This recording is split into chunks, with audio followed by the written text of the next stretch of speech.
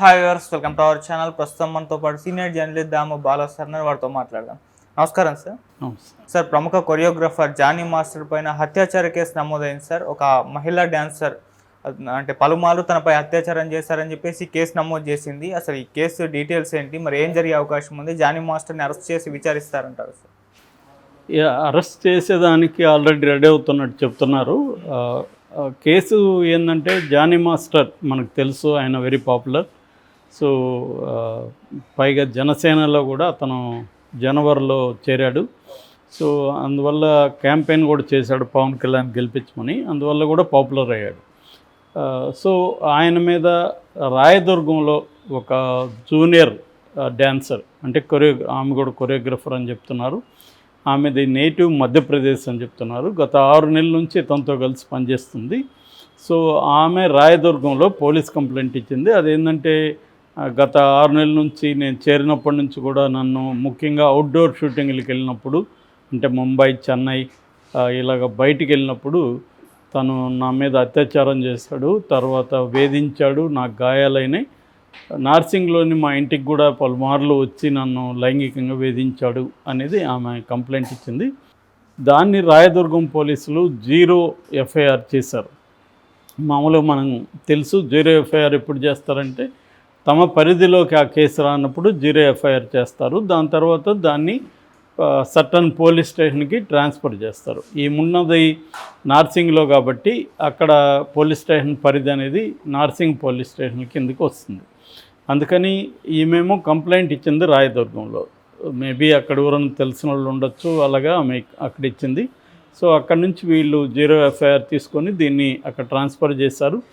అందులో ఇప్పుడు బిఎన్ఎస్ కొత్త చట్టం వచ్చింది కాబట్టి భారతీయ న్యాయ సంహిత బిఎన్ఎస్ కింద 376 అత్యాచారం కేసు, అంటే రేప్ చేశారని, తర్వాత 356 అండ్ 323 ఈ 3 సెక్షన్ల కింద, అంటే ఒకటి క్రిమినల్గా బెదిరించారని, రెండోది గాయపరిచారని, మూడోది అత్యాచారం చేశారని, ఈ 3 సెక్షన్ల కింద కేసు నమోదు చేశారు.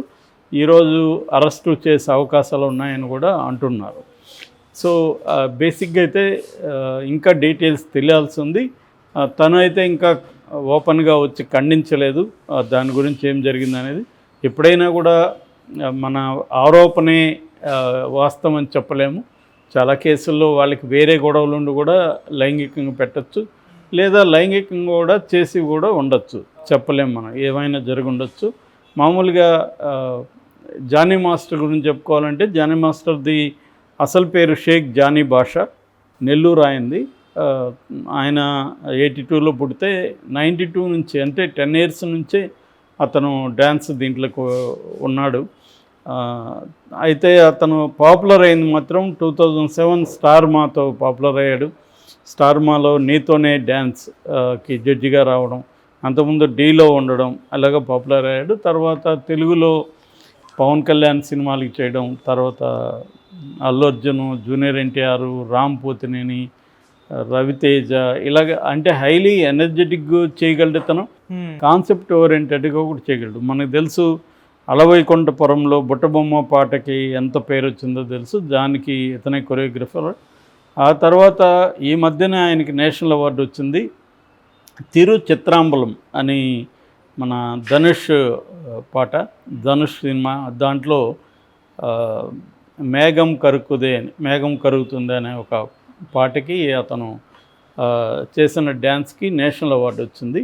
సో ఇతనికి పలు అవార్డ్స్ కూడా వచ్చాయి. నంది అవార్డ్స్, తర్వాత Filmfare award, SIIMA award, cinema award, ఇలా రకరకాల అవార్డ్స్ కూడా వచ్చాయి. చాలా తక్కువ కాలంలో పైకి ఎదిగినట్టుగా మనం చెప్పుకోవచ్చు.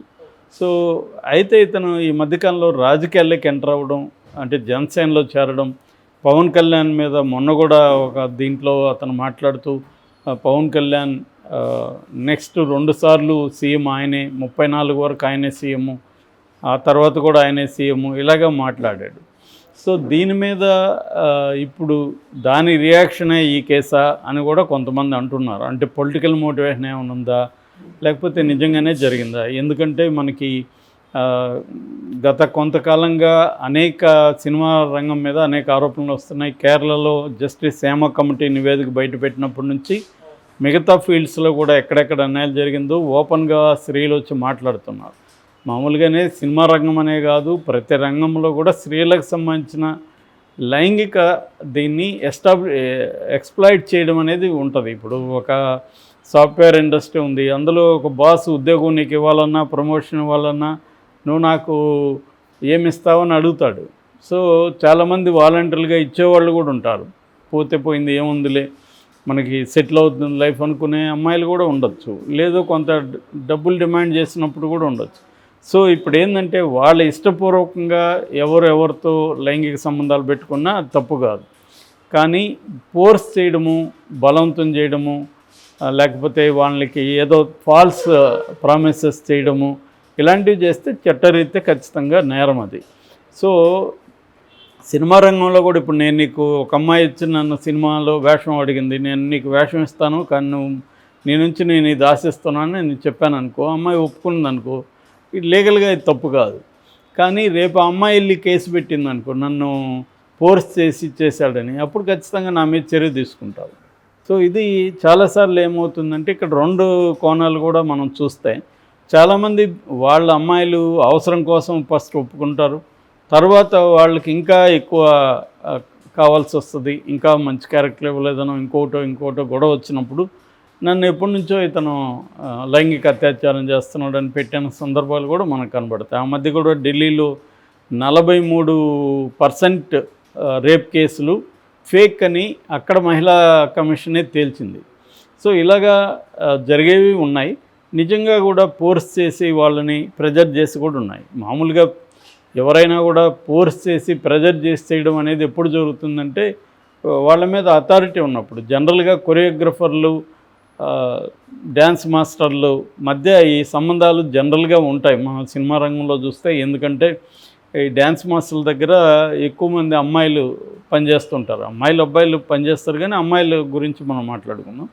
అమ్మాయిలు పనిచేస్తున్నప్పుడు వీళ్ళు ఏం చేస్తారంటే తను కోరింది ఆ అమ్మాయి ఇస్తే ఆ అమ్మాయిని ప్రమోట్ చేస్తారు. ఫర్ ఎగ్జాంపుల్ ఇప్పుడు కొంతమంది డ్యాన్సర్లు ముందుంటారు, కొంతమంది వెనకాల నిలబడతారు. మనం ముందుండే వాళ్ళనే ఎక్కువ చూస్తాం. సో వీడికి నచ్చిన అమ్మాయిని ఒక్కోసారి ముందు పెట్టచ్చు. మామూలుగా అయితే దాని వెనక లాజిక్ ఏంటంటే డ్యాన్స్ బాగా వచ్చిన అమ్మాయి, కొద్దిగా కెమెరాకి బాగున్న అమ్మాయిని ముందు పెడతారు మామూలుగా అయితే. అట్లా కాకుండా చాలాసార్లు నేను కూడా ప్రత్యక్షంగా చూసాను ఇది. చాలాసార్లు ఏం జరుగుతుందంటే వీడికి ఆ అమ్మాయి ఏదైనా ఫేవర్ చేస్తే ఆ అమ్మాయిని ముందు పెడతారు. చాలాసార్లు అసిస్టెంట్ డైరెక్టర్కి అర్థమైపోతూ ఉంటుంది ఈరోజు ఎందుకు ముందు పెట్టాడు మనోడు. సో దాని మీద కొద్దిగా ఆరాధిస్తే తెలిసిపోతుంది. సో ఇలాంటివి చేస్తారు, అంటే అమ్మాయికి ప్రమోషన్ వస్తుంది. అట్లాగే అమ్మాయిని బాగా ఫోకస్ చేస్తారు. సో రెండోది ఏంటంటే సీనియర్ దీని కిందకి వేసి రేపొద్దున అమ్మాయికి రెమ్యునరేషన్ కూడా ఎక్కువ వచ్చే అవకాశం ఉంది. అట్లాగే అమ్మాయిని ఇంకొంత ప్రమోట్ చేసి వేషాలు ఇప్పించడం అలా కూడా చేసే అవకాశం ఉంది. మనకు చాలాసార్లు త్రిష లాంటి వాళ్ళు ఇలాగా జూనియర్ డాన్సర్గా ఉండి కూడా పైకి వచ్చిన వాళ్ళు చాలామంది ఉన్నారు. సో అందువల్ల కూడా అమ్మాయిలు ఏం చేస్తుంటారంటే ఎవరైతే డ్యాన్స్ మాస్టర్ ఉన్నారో అతనికి అక్కబడ్డానికి రకరకాలుగా వాళ్ళు కూడా ట్రై చేస్తుంటారు. సో వీళ్ళు కూడా ఇవన్నీ ఉన్నాయి కాబట్టి తాము వీళ్ళకి ఈ ఫేవర్స్ చేస్తే వీళ్ళు మనకి చేస్తారని వీళ్ళు కూడా ప్రెజర్ చేయొచ్చు. కాబట్టి తను ఆల్రెడీ మ్యారీడ్, ఆయేష్ అని వీళ్ళ భార్య పేరు, ఒక బాబు ఒక పాప వీళ్ళకి. మరి ఈయన అలాగా చేశాడా లేదా అనేది మనకైతే తెలీదు. కంప్లైంట్ ఇచ్చారు కాబట్టి ఇప్పుడు పోలీసులు అరెస్ట్ చేస్తారా లేకపోతే 141 నోటీస్ కింద అతను పిలిపించి విచారిస్తారా అనేది చూడాలి. అయితే ఇది జనసేనకు కూడా లింక్ అయింది కాబట్టి ఆల్రెడీ వైసీపీ వాళ్ళు దీన్ని ఫోకస్ చేస్తున్నారు.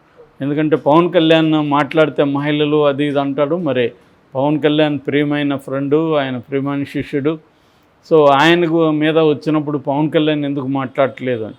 మరోవైపు పవన్ కళ్యాణ్ ఆగ్రహం వ్యక్తం చేశాడని కూడా కొన్ని వార్తలు వస్తున్నాయి ఇతని మీద, ఇలా చేయడం కరెక్ట్ కాదని.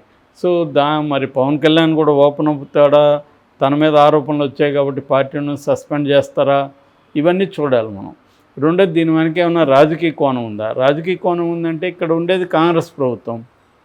ఒకవేళ రాజకీయ కోణం ఉంటే మామూలుగా ఏ అమ్మాయి ఇచ్చినా పోలీసులు తీసుకుంటారు. ముఖ్యంగా సెలబ్రిటీల మీద ఇచ్చినప్పుడు పోలీసులు కూడా తీసుకోకపోతే రేపు పొద్దున వాళ్ళకి ప్రెజర్స్ వస్తాయి. అందుకని వాళ్ళు మామూలుగా కేసు టేకప్ చేస్తారు, ఎఫ్ఐఆర్ చేస్తారు. ఈ మధ్య ఇప్పుడు బిఎన్ఎస్లో కూడా చట్టంలో ఏముందంటే ఎవరు కంప్లైంట్ ఇచ్చినా, ఈవెన్ మెయిల్ పెట్టినా కూడా దాన్ని ఎఫ్ఐఆర్ చేయాలి. ఈవెన్ ఆన్లైన్ ఎఫ్ఐఆర్ అనే కాన్సెప్ట్ కూడా బిఎన్ఎస్ చట్టంలో ఇంట్రడ్యూస్ చేశారు. ఒకవేళ పోలేకపోతే, స్టేషన్కి పోలేకుండా ఒక అమ్మాయి ఆన్లైన్లో కంప్లైంట్ ఇచ్చినా తీసుకోవాలి. కాబట్టి ఇప్పుడు స్ట్రిక్ట్గా రూల్స్ ఉన్నాయి కాబట్టి తీసుకున్నారు. మరి ఆ అమ్మాయి ఏ సాక్ష్యాధారాలని సమర్పించిందనేది కూడా okay sir, thank you so much.